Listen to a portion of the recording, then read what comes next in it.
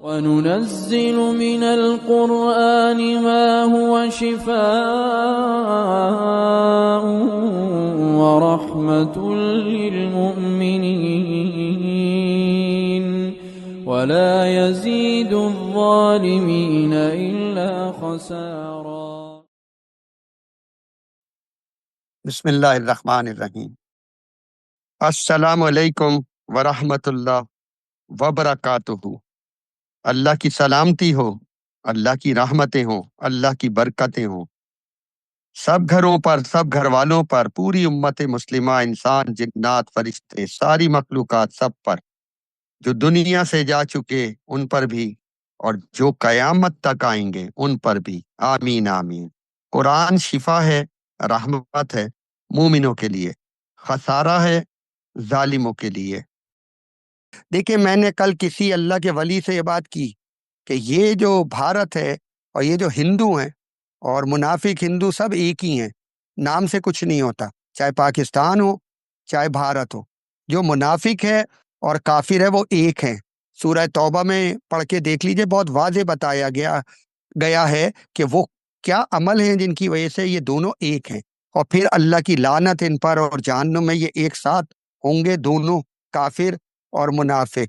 اور اس کے بعد یہ بتایا گیا کہ یہ اس میں ہمیشہ رہیں گے، خالدین فیہا ابدا۔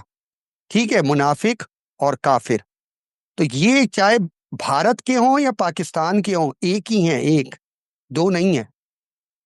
وہاں یہ کہا گیا کہ اگر یہ نماز کی جگہ کو پیشاب ڈالیں گے، گائے کا پیشاب، تو آپ یہ سوچئے کہ یہ کیا قوم ہے اور کیسی قوم ہے۔ بہرحال میں نے کہا کہ یہ جو پیشاب ڈال رہے ہیں سجدہ گاہوں پر، ہم نے کہا سبحان ربی یلعلی، اس سے کیوں دشمنی ہو رہی ہے بھائی؟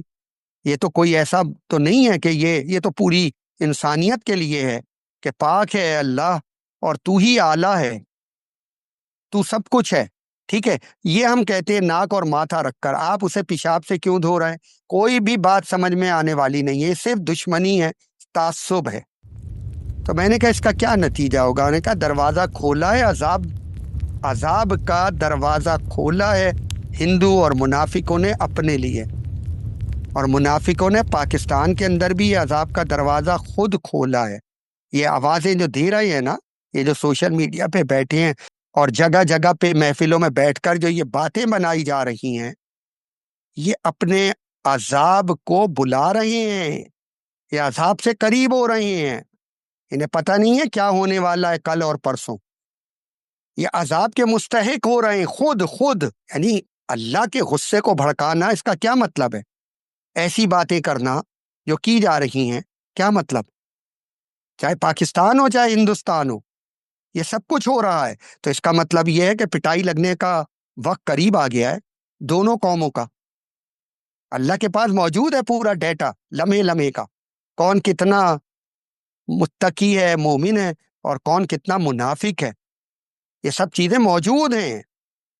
تو ہم جو ایک سلسلہ بہت اہم ہے جادو کا، اس کو ہم نے لیا اپنی حفاظت، آیت الکرسی اور اس کے سارے معاملات، اور پھر استغفار وہ معاملات، درود ابراہیم اس کے معاملات کہ ہمیں اور ہماری آل پہ رحمت برسا، اور اس کو ہماری حفاظت فرما، ہماری اولادوں کی حفاظت فرما یا اللہ، یہ ساری چیزیں درود کے ذریعے۔ اور پھر یاسین کہ وہ الٹی کر کے پڑھ رہے ہیں، وہ وہاں سے جنات کو کنٹرول کر رہے ہیں، یاسین کے جو جنات ہیں، جو بہت طاقتور جنات ہیں، اور پھر ان کو بھیج رہے ہیں پاکستانی قوم پر، فوج پر اور مجاہدین پر، آپ کے ہتھیاروں پر، آپ کے جہازوں پر، آپ کے میزائلوں پر بھیجا جا رہا ہے۔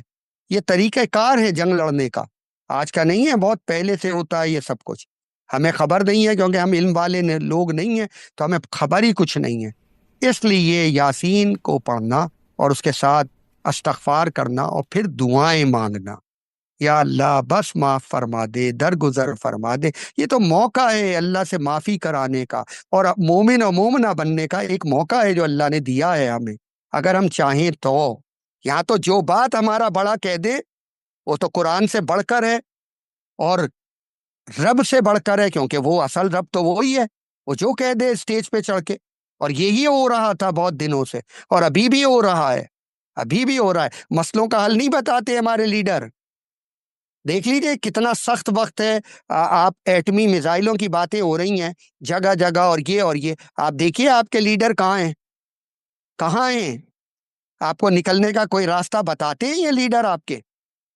اس لیے خود کرنا پڑے گا، خود ہی یاسین شریف پڑھیں، اپنی اصلاح کریں، مومن بنیں، پھر اس کے بعد یاسین شریف پڑھیں، استغفار کریں اور دعائیں کریں، اور پھر یہ آیت کرسی اور درود ابراہیم، ان سب باتوں کے ذریعے اپنے کو اور اپنی اولادوں کو محفوظ کریں۔